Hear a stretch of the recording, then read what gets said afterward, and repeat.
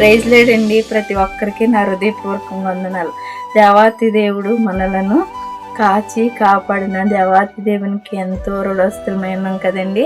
యొక్క దేవాతి దేవుడు వాక్యమై ఉన్న దేవుడు కనుక మనతో వాక్యం ద్వారా మాట్లాడబోతున్నారండి. కాగా ఎవడైనాను క్రీస్తునందున్న ఎడల ఏంటండి, నూతన సృష్టి కదండి. ఆయనలో ఉంటే మనకి నూతన సృష్టి అండి. ఆయనలో అంటగట్టబడి ఉండాలండి. క్రీస్తులో మనం వచ్చేయాలి. ఆయన సారూప్యంలోనికి మనం వచ్చేస్తే ఎలా ఉంటామండి, నూతన స్వభావం కలిగి ఉంటామంటండి కదండి. నూతన సంవత్సరం మనకు దయచేశారు, దయా కిరీటం మనకి ఇచ్చారు కనుక మనం అన్నీ ఏం చేయాలండి, పాత విడిచిపెట్టేసి నూతనమైన స్వభావం కలిగి ఉండాలండి కదండి.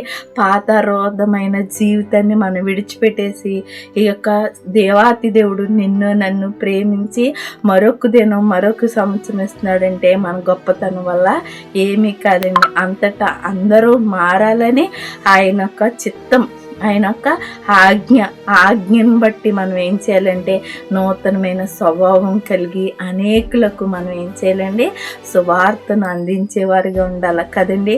ఆయన రాకడ మరి త్వరగా రాబోతుంది. మనం ఎలా ఉండాలంటే నూతనమైన స్వభావం కలిగి నూతన ఆత్మతో మనం ఉండి మన పాత రోధమైన జీవితాన్ని తీసివేసి నూతన స్వభావంలోకి రావాలని ప్రభు వారు కోరుకుంటున్నారు.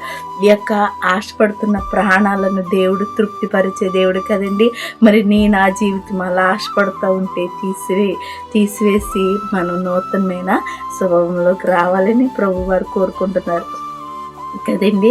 మనలను దినములు గడిచిపోతున్న సమయాన్ని పోనీయకుండా మనం ఏం చేయాలంటే జ్ఞానుల వలె ఆ దేవాతి దేవుని పాదాలు పట్టుకుని బ్రతుములు ఆడుతూ ఉండాలండి కదండి.